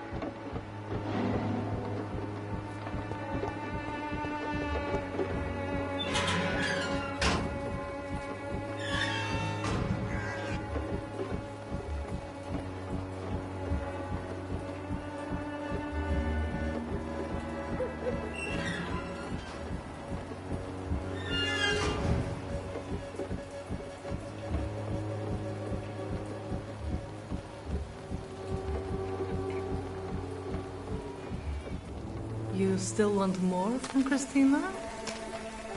When we spent the night together, my wallet went missing. Are you calling me a thief?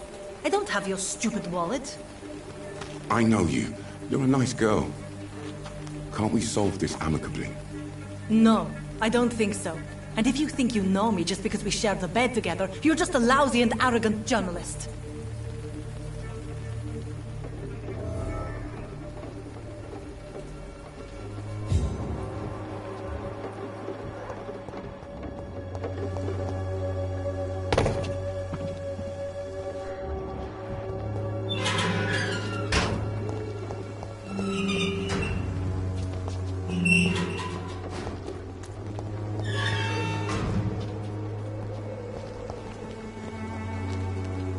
Good evening, Christina. Change your mind, Mr. Reed?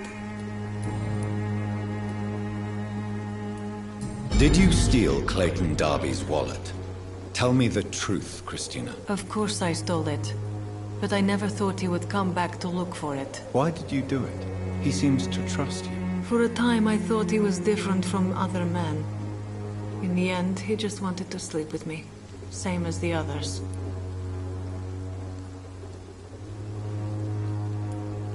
Perhaps Clayton is different. Maybe you two should talk. A conversation couldn't hurt. I know what I am and what people call me. I sleep with men for money. If I can accept that, why can't he? No. My future is with the ones I love, not with Clayton Darby. The ones you love? The money you stole is not for you, then? My brother is still in our hometown in Romania. I am the only one who can buy him a ticket to England. Tell me, Christina, is it worth risking your health and your life for your brother's safety? He's the only family I have left. I had to leave Romania without him. I can't be happy until he is near me again. I understand your concern. I spent many months away from my family when I served on the front line in France. Every time I write to him, I fear I won't receive an answer. It kills me to know he is still there.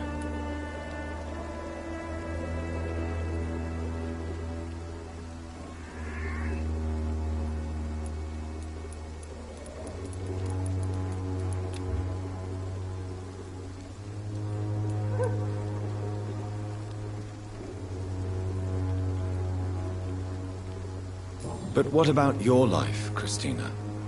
Are you so worried about your brother's survival that you will risk your own? You think you know it all because you fought in the war. But my brother is no soldier. I know. We all understand the risks to soldiers, but we don't necessarily recognize the civilian casualties caused by these conflicts. Yes. Wars are decided by rich men who will never take the risk of being shot, raped, or maimed. Does your brother know what you do to earn the money to bring him here? Don't be simple, of course not. And he must never know. Everything will be different once he is here with me.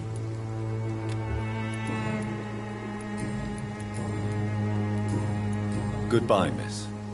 Take care of yourself as best you can.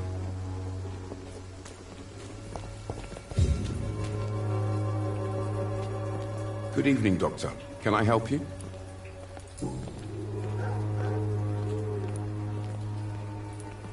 Tell me, Clayton, do you really think this young woman stole your wallet? Christina? Yes. I recently met her. A nice girl, despite her questionable conduct. How exactly did you meet Christina? During my investigation, I offered my hotel room to her to rest and get away from the street. And what happened? The next morning, my wallet and my watch had disappeared. I suppose that's what you get for being a good Samaritan. If you are going to sleep with a lady of the night, Clayton, I would advise you to be cautious. I can't really be mad at her, though. She's just trying to survive. She doesn't have many options.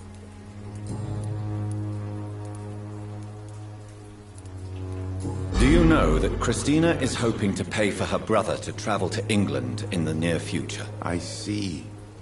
No, she didn't tell me that. But that explains many things. Do you believe she will ever see her brother again? As long as the war rages in Europe, I'm afraid her chances of seeing her brother again are slim to none. Was it wise to become so intimate with a woman you were supposed to interview, Clayton? Maybe it was. But I have learned to look for the inner truth and beauty in people.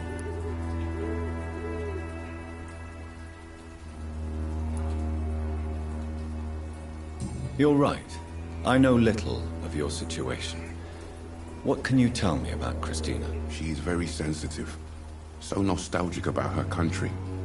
I saw her cry once because she'd lost a precious souvenir from her homeland. What was it? A scarf her brother gave her before she came to England. Why are you so concerned?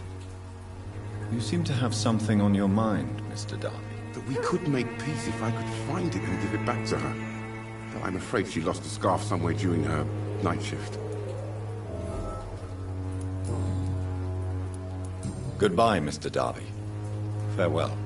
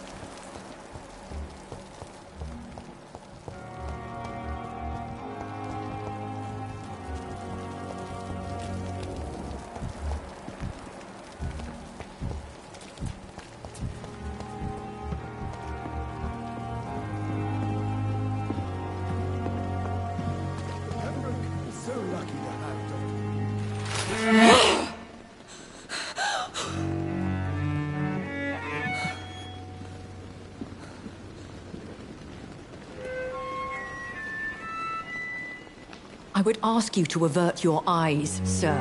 Or did you not know it was rude to stare? I knew it. Speak up, Dr. Reed. I like a man who speaks his mind.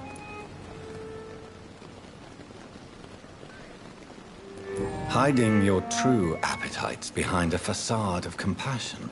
Bravo. Very clever indeed. Spare me your sarcasm, Jonathan. You are but newly born in this world.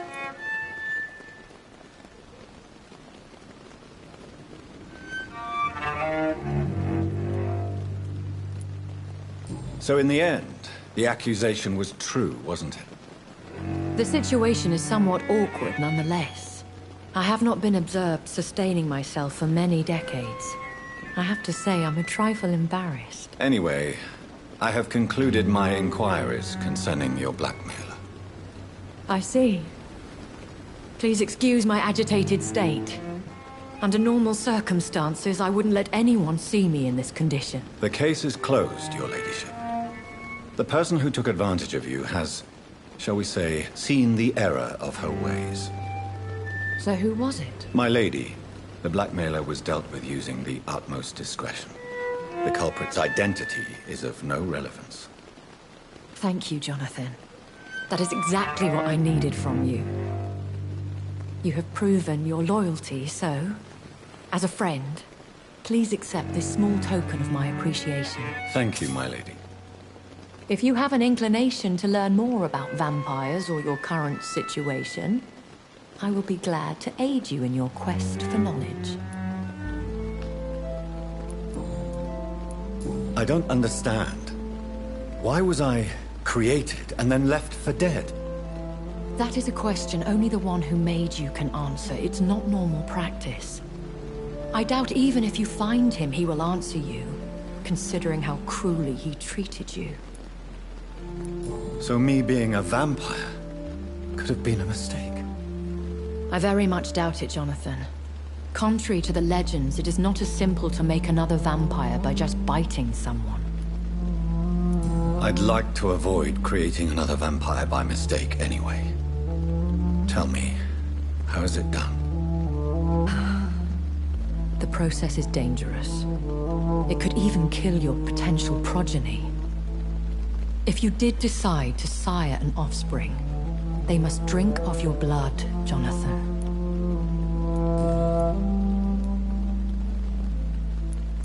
I've been hearing a voice talking in my head. Is this some kind of insanity? It feels like the voice of the vampire that created me. Hush. Tell no one this. It would be unwise to talk of such things amongst British immortals. Speak no more of your maker.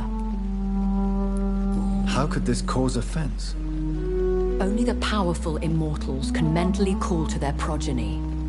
No vampire or hunter will sleep easy, knowing that an unidentified elder is stalking the streets of London. Excuse my forwardness, but are you my maker? Me? Goodness, no. Only a foolish immortal would create a progeny without taking precaution, and I'm no fool. A vampire? Is that what I am? What we are? Such a crude word, defined by penny dreadfuls and drunken hacks. No. You are now an Ekon, and that you shall remain. Are you an Ekon too? Yes, I am. We are the closest thing to what man refers to as vampires. Forget what you think you know about us. So we are Ekons. How can I identify us amongst other vampires? How to put it? All Ekon are vampires. But all vampires are not Ekon. We are but a branch of the immortal tree.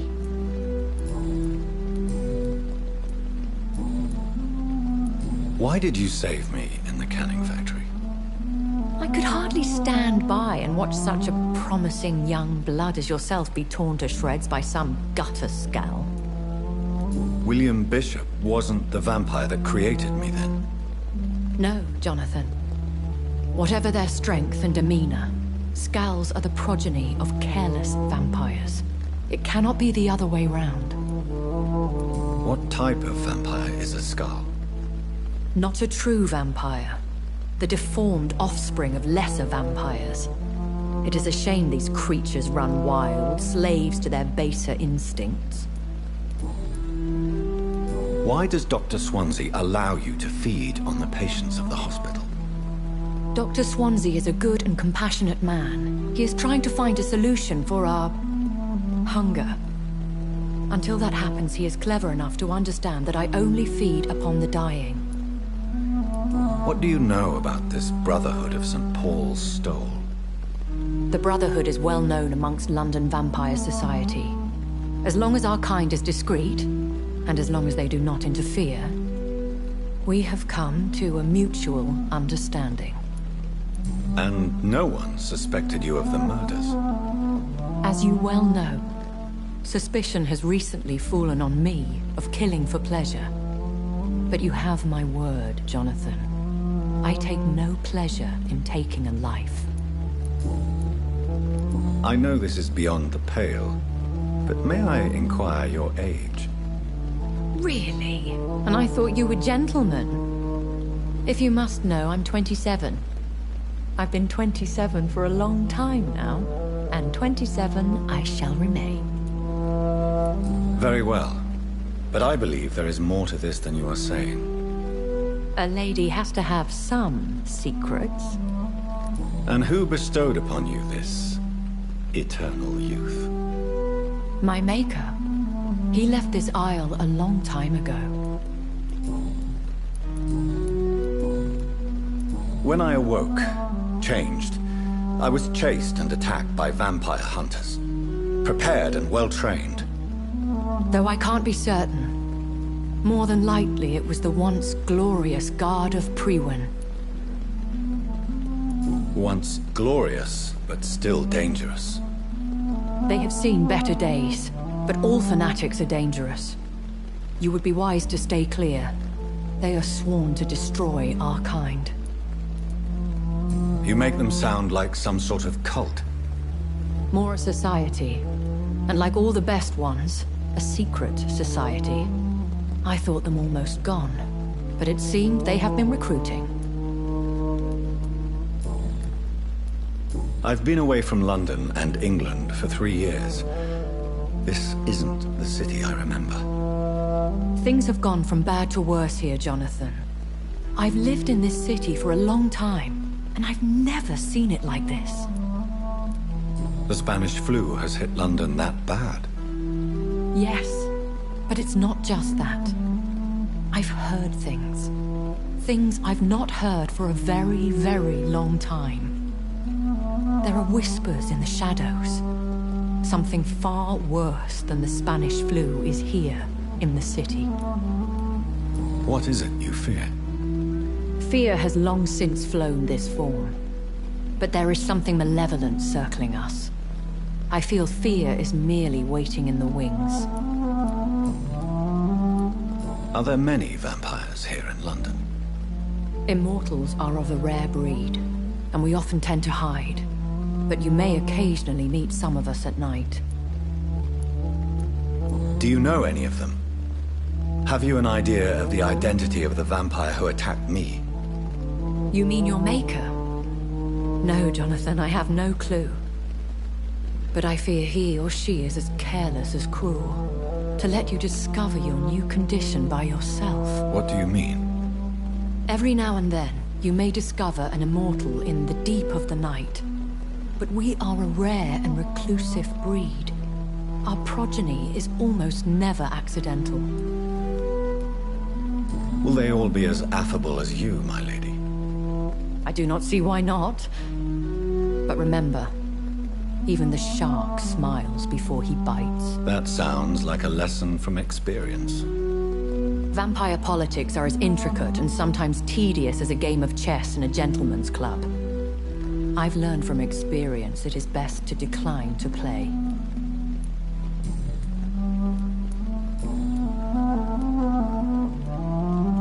I bid you farewell. For now, my lady. I must quickly analyze the blood I took from Nurse Crane's patient.